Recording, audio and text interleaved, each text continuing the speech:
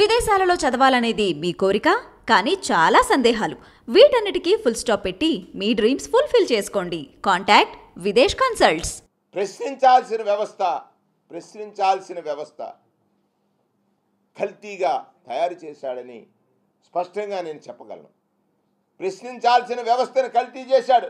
కల్తీ కట్టడం, four pillars తోటి ఈ ప్రజాస్వామ్యం గొప్పగా ఉండాలని ఆలోచన చేస్తే, 4 పిల్లర్లతోటి ఈ ప్రజాస్వామ్యం గొప్పగా ఉండాలని ఆలోచన చేస్తే, రాజకీయ పిల్లర్గా ఉన్నటువంటి ఆ పిల్లర్ని అబద్ధం అనేటువంటిది ప్రజలకు రాజకీయ నాయకుల పట్ల అసంతృప్తి, అసహనం, అసహాయత కలిగేటట్టుగా చేశాడు చంద్రబాబు నాయుడు.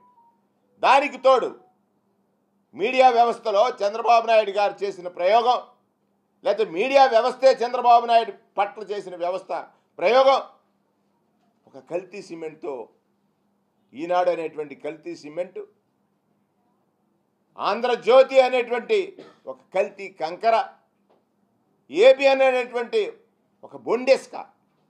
అంటే కట్టడంలో క్వాలిటీ ఇసుక వాడాలి, బొండిస్క.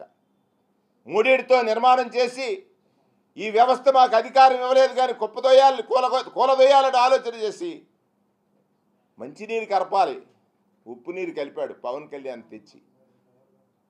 ఈ వ్యవస్థల్ని కూలిపోతున్నటువంటి తరుణంలో కాపాడుకోవాలి, ఈ వ్యవస్థల్ని కాపాడాలి, ఈ వ్యవస్థని అని 2012లో పార్టీ పెట్టి ఈ ప్రజలకు ఇచ్చినటువంటి మాట పోషించుకోవడమే నిజమైన రాజకీయం అని, ప్రజలు దేవుళ్ళని, వాళ్ళ దగ్గర అసత్యాలు చెప్పకూడదని ఆలోచన చేసినటువంటి నాయకుడు జగన్మోహన్ రెడ్డి నిన్న సిద్ధం సభలో లక్షలాది మంది సాక్షిగా పేదవాడి రక్షణ కోసం సిద్ధం సభలో, లక్షలాది మంది సాక్షిగా సిద్ధం సభలో, పేదవాడి రక్షణ కోసం లక్షలాది మంది సభలో సిద్ధం కోసం నిజాన్ని గెలిపిద్దాం, అబద్ధాన్ని ఓడిద్దాం, నిజాన్ని గెలిపిద్దాం, అబద్ధాన్ని ఓడిద్దాం, నిజం మాత్రమే పేదవాడి జీవితానికి రక్షణ, నిజం మాత్రమే పేదవాడి జీవితానికి రక్షణ అని ఒక పిలుపిచ్చాడు.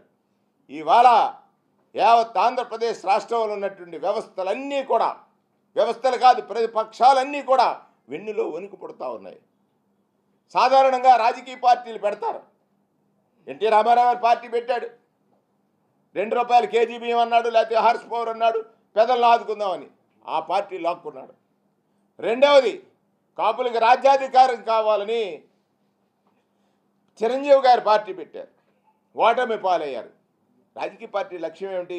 ఓటమి పాలైన వాడు రెండోసారి పార్టీ గెలుపు కోసం ప్రయత్నించాలి. నా వల్ల కాదన్నాడు, మూసేశాడు. ఆయన అన్నగారు మూసేస్తే తమ్ముడు వచ్చాడు పవన్ కళ్యాణ్ గారు, ఆయన పార్టీ పెట్టాడు. అదే సమయంలో ఎవరు? జగన్మోహన్ రెడ్డి గారు పార్టీ పెట్టారు. 14లో పార్టీ పోటీ నుంచి తప్పుకున్నాడు, నైతికంగా ఓటమి ఒప్పుకున్నాడు. 2014లో పవన్ కళ్యాణ్ పోటీ నుంచి తప్పుకొని నైతికంగా ఓటమి ఒప్పుకొని ఈ రాష్ట్రంలో మళ్ళీ అబద్ధానికి సపోర్ట్ చేశాడు.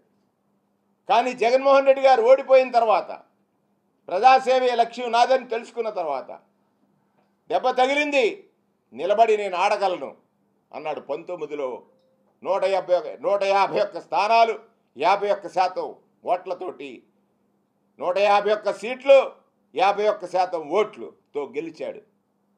నమ్మాడు నిజాన్ని, చెప్పింది చెయ్యాలనుకున్నాడు. కరోనా వచ్చింది, ఆర్థిక వ్యవస్థ తగ్గింది, కానీ ప్రజలకిచ్చిన మాట తప్పలేదు. 124 మార్లు పేదవాడికి ప్రభుత్వం నుంచి అందాల్సిన సహాయం అందటంలో మధ్య దళారీ వ్యవస్థ, దోపిడీ వ్యవస్థ, దగా వ్యవస్థ, ఆశ్రిత పక్షపాతం, వీటన్నిటికీ ఫుల్ స్టాప్ పెట్టాడు. నిజం పోటీకి సిద్ధం అన్నారు, ఎవరితో? అబద్ధంతో. 24లో పోటీకి సిద్ధం అన్నారు, ఎవరితో? అబద్ధంతో. ప్రజలందరికీ ఒక ప్రశ్న ఉంది ఇక్కడ. అంటే పేదలకి మంచి చేయడానికి రాజకీయ పార్టీల పట్ల ప్రజలకు ఉన్న విశ్వాసం, రాజకీయ పార్టీలు మాకు మంచి చేస్తాయని. మీకు ఎజెండా ఏమిటి? ఎదుటివాడి జెండా మోయటం మీ ఎజెండా, ఎదుటివారి అబద్ధాలని కొనసాగించడం మీ ఎజెండా? మిమ్మల్ని మీరు ప్రశ్నించుకోమని మిమ్మల్ని మనస్ఫూర్తిగా అడుగుతున్నాను. ఇవాళ ఈ దేశం అంతా ఆశ్చర్యంగా చూస్తూ ఉంది. అంటే పేదవాడికి మంచి జరుగుతుందంటే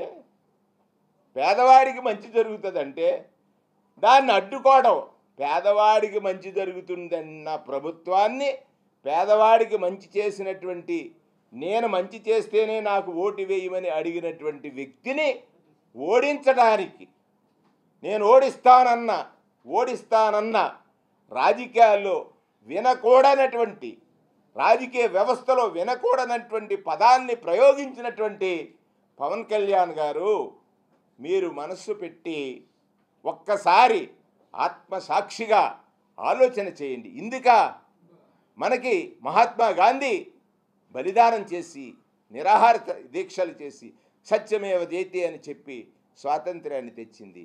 ఇందుక ప్రపంచ మేధావి, రాజ్యాంగ నిర్మాత బాబాసాహెబ్ అంబేద్కర్ మనకి రాజ్యాంగాన్ని ఇచ్చింది. అంటే పేదవాడిని హింసించేవాడికి సపోర్ట్ చేయటానిక? ఇప్పటికైనా మీ మనస్సు మార్చుకోండి. మార్చుకోమని మీడియా ద్వారా మిమ్మల్ని అభిమానించేటువంటి అందరిలో మేము కూడా ఉన్నామని అనుకుంటే ఖచ్చితంగా మీరు ఆలోచించండి. పేదవాడి రక్షణ ప్రజాస్వామ్యానికి నిజమైనటువంటి నివాళి, నిజమైనటువంటి గౌరవం. పేదవాడి జీవితంలో వెలుగు నిజమైనటువంటి నివాళి, వెలుగు. ఆ వెలుగుని అందించడానికి ప్రయత్నించేటువంటి నాయకుడిని ఓడిస్తానన్న మీరు, ఆ వెలుగుని అందించే నాయకుడిని ఓడిస్తానన్న మీరు మిమ్మల్ని ప్రశ్నించుకుంటే, మీరు ప్రశ్నించడానికి వచ్చారు కదా, ఒక్కసారి మిమ్మల్ని మీరు ప్రశ్నించుకుంటే ప్రజలకు మంచి జరుగుతుందని, పేదలకు మంచి జరుగుతుందని, ఇల్లు లేని వాడికి ఇల్లు, బాల కార్మిక వ్యవస్థ నిర్మూలన, అమ్మఒడి ఆలోచించారు ఎప్పుడైనా? అమ్మఒడి గురించి ఆలోచించండి. బాల కార్మిక వ్యవస్థ నిర్మూలన అయింది కారణం అమ్మఒడి వల్ల కదా. మహిళలు వాళ్ళ ఆర్థిక స్వావలంబన పొందారు. ఎవరి వల్ల? నేరుగా వారి ఖాతాలో డబ్బులు పట్టడం వల్ల కదా. 14లో చంద్రబాబు నాయుడు గారు చేసిన మోసాన్ని ఆసరా ద్వారా వైద్యం అందించినటువంటి నాయకుడిగా జగన్ గారు ఉంటే, ఇవాళ 25 లక్షల రూపాయలు ఆరోగ్యశ్రీని అందించి సుమారు 17 కొత్తగా మెడికల్ కాలేజీలను పెట్టి ఈ రాష్ట్రంలో విద్యను అందిస్తున్నాడే. ఆలోచించారా? లేదే. కేవలం ఆయన స్క్రిప్ట్ రాస్తే మీరు చదివేస్తే మిమ్మల్ని నిందించడం మా ఉద్దేశం కాదు, నిజం మీకు తెలియజేయడం మా ఉద్దేశం. మిమ్మల్ని నిందించడం మా ఉద్దేశం కాదు, మీకు నిజం తెలియజేయడం మా ఉద్దేశం. దయచేసి ఇప్పటికైనా చంద్రబాబు ట్రాప్లో అనేక వ్యవస్థలు పడిపోయాయి, అనేక మంది పడిపోయారు. చూశారు కదా, ఇప్పుడు చెప్పాను.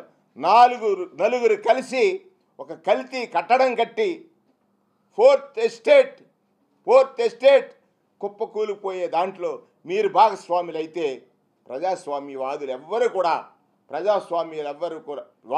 కూడా చరిత్రలో క్షమించరు. పౌరుడిగా రాజకీయ నాయకుడిగా కాదు, ఒక పౌరుడిగా నేను పడినటువంటి మనోవేదనంతా మీ దగ్గర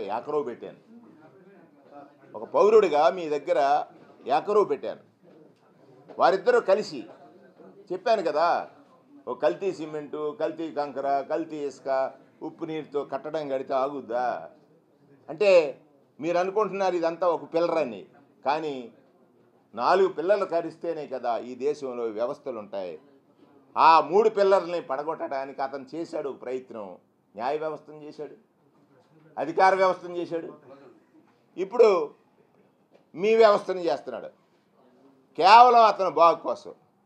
సూటిగా నేను అడుగుతున్నాను, ఆయన ఎంత తప్పు చేస్తున్నాడంటే, ఈ మధ్యకాలంలో కొత్త స్టోరీ ఒకటి పెట్టాడు.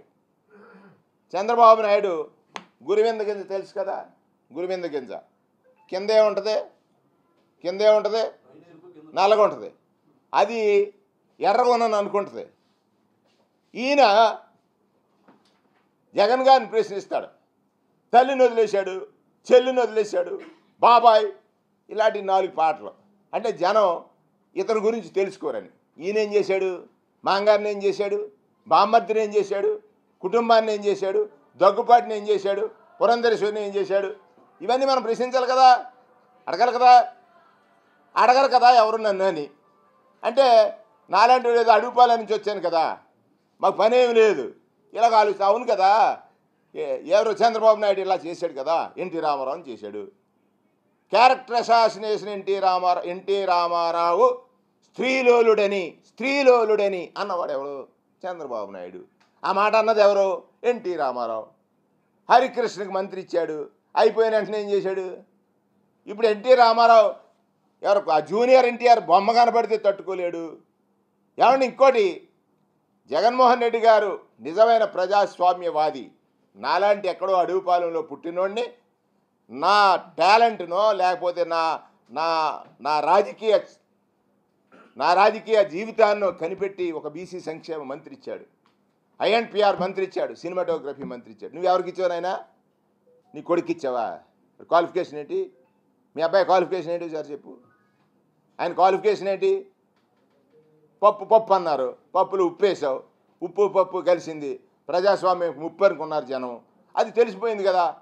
నీకు మాదిరిగా ప్రజాస్వామ్యబద్ధంగా నడవని వాడు ప్రశ్నిస్తే ఎవరు నమ్మరని, ఇంతకంటే ఎక్కువ మనం మాట్లాడుకున్న బాగోదని వాళ్ళకి కలిసినా, ఇంకో 20 మందిని కలిసినా, 20 మంది చేత జగన్ గారిని తిట్టినా, నేను ఒకటైతే చెప్పగలను, జగన్ గారి మీద బాణం వేస్తే ప్రజలు దేవుళ్ళు. జగన్ గారి మీద మీరు బాణం వేయిస్తున్నారు, మధ్యలో ప్రజలు ఉన్నారు దేవుళ్ళు మాదిరిగా. మీరు చంద్రబాబు నాయుడు ఇలా బాణం ఎక్కి పెడతాడు, వదులుతాడు బాణాన్ని, కరెక్టే. కానీ మధ్యలో ఎవరున్నారు? ప్రజాదేవుళ్ళు ఉన్నారు. వాళ్ళు దాన్ని ఏం చేస్తున్నారు? ఇలా పట్టుకుని, ఇంతకుముందు సినిమాలో ఉండేది కదా, తీసి హారంగా ఎక్కడేస్తున్నారు? జగన్ గారి మెడలు వేస్తున్నారు. పెద్ద పెద్ద బండలు వేస్తున్నారు, రాక్షసులు వేసేవారు పూర్వం. ఆ బండలు ప్రజలు పట్టుకుంటున్నారు. బండను ఆపగల శక్తి ప్రజల దగ్గరే ఉంది. వాళ్ళు దాన్ని దండలుగా మార్చేస్తున్నారు. బాణాలు హారాలు, దండలు బండలు, బాణాలు హారాలు, బండలు దండలు, ఇవన్నీ కలిసి 175 అయిపోతుంది. సామాన్యం ఏం డౌట్ పడదు. Thank you.